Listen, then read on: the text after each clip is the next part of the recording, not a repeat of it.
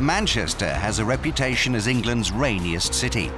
But right now, the sun's certainly shining on one corner of the city's northern suburbs. Gigg Lane is home to a quite extraordinary team. But it's not Bury FC. Instead, it's a team that was founded by a group of passionate Manchester United supporters, incensed by the takeover of the country's most famous club in June last year. The group severed ties with their beloved team and started their own breakaway club. Playing 10 divisions below Manchester United and the other Premier League sides, they're attracting some 3,000 fans to home games. The average attendance for teams at this level is perhaps 100. Bring on United! Bring on United! This is the story of FC United of Manchester.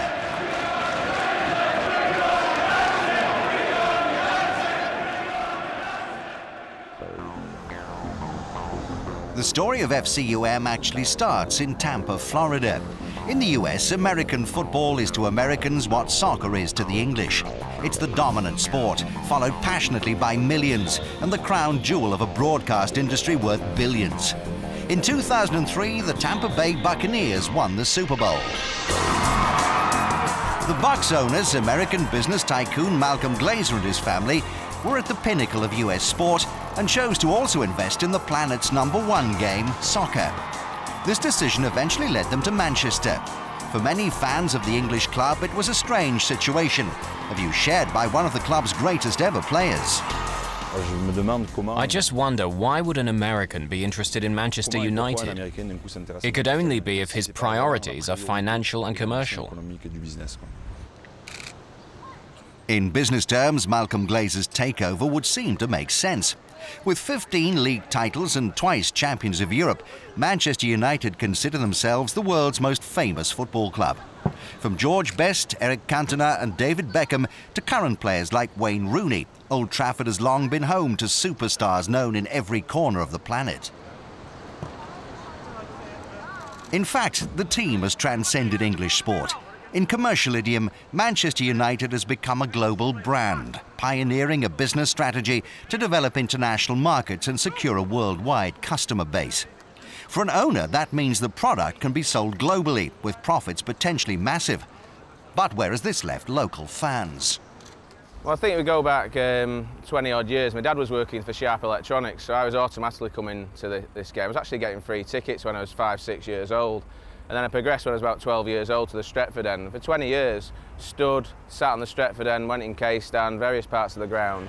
It's like cutting my right arm off, so it's not been something that any of us have done lightly. And for me, I think it was just a catalyst when Glazer took over the club, that what had happened, you know, it was the final point for me.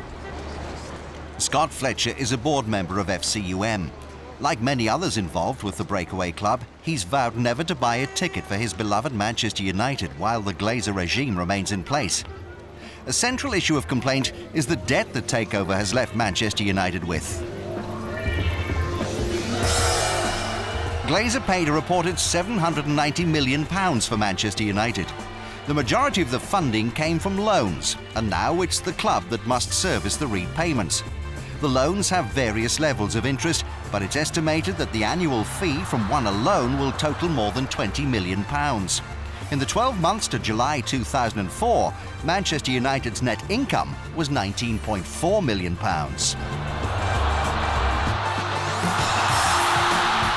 For some already alarmed at the prospect of an American owner, such debt was unacceptable. After months of ineffectual protests, a group met in an Indian restaurant in the city's Curry Mile and decided to found a club for fans, not shareholders.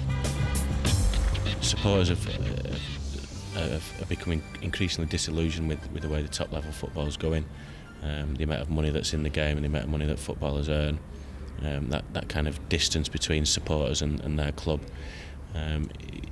For all the success and pleasure that Manchester United brought us and still continue to bring us, there was a growing feeling over the last few years that it wasn't our club anymore. Jules Spencer is FC United's press officer and a founder member of the club. The fact that a team in North West Counties Division 2 needs a press officer speaks volumes.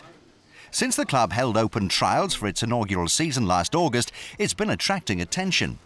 The unprecedented support for a team at this level means they play their home games in Bury FC Stadium, a club 6 divisions above them. When some 4,000 attended games over the New Year period, it made national headlines. Journalists from France, Austria and Belgium have also visited.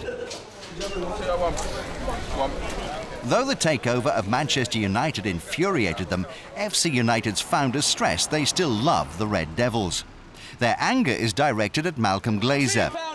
For them, FC United is a chance to reconnect a club with its most important assets, local working-class fans. While Premier League ticket prices reach record levels, a core principle at FC United is to make attendance affordable for all, especially children. It's certainly a policy appreciated at Gigg Lane. United, £100. Come here, £11. There's a big difference, mate. I couldn't afford to take these to United. Many of FC United's fans are also Manchester United supporters. Some have also chosen to turn their back on Old Trafford.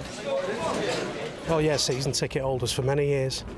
Gave the season tickets up last season and decided, stuck on a Saturday, what do we do? This is it, FC. So we're 100% behind it. We've hardly missed a game. I think we've only missed 2, haven't we? Yeah, 2. The team sheet includes players who've dropped down several divisions to play for FCUM. Several had youth contracts with big clubs in the region but never progressed further and are now relishing the chance to play in front of the biggest crowds of their careers. When we're warming up, you don't really, everyone's not really in, so it's when you come out for the game and you hear the roar and you think, wow, there's a lot of people here watching. A few nerves at the start, but like I say, it's been happening for a couple of weeks now, so everyone's used to it and just getting on with the football. Today, the visitors to Gigg Lane are Ashton Town. FC United are league leaders and are finding that all their opponents are motivated to beat the new glamour club in the division. With such support and media attention, it's manager Carl Marginson's job to keep his players focused on their football. I keep reminding them that there's 3,500 people paying money to watch them play football. And if they want to keep experiencing that, then they need to go out and perform. Otherwise, they won't be at the club, and somebody else who can do it will be brought in. So we've got a level-headed bunch of lads in there. There's no big-time Charlies who are getting carried away with themselves. A year ago, FC United didn't exist, but today 3,000 plus watch their games. It's a remarkable story, and we should point out we did approach Manchester United for an interview on the phenomenon. They declined the request on the grounds that they do not comment on other football clubs. How far the disillusionment at Gigg Lane reflects a wider malaise amongst Premier League fans remains to be seen. For its part, the club has set itself the goal of 2 promotions in 3 years. Today, a 2-1 victory over Ashton means promotion looks increasingly likely this season. Beyond that, FC United's founders think there's everything still to play for. The future of this football club will be dictated by its members. It won't be dictated by me or anyone else on the board. It'll be dictated by its members and its supporters, because they own the football club and they'll take this club as far as they want to take it.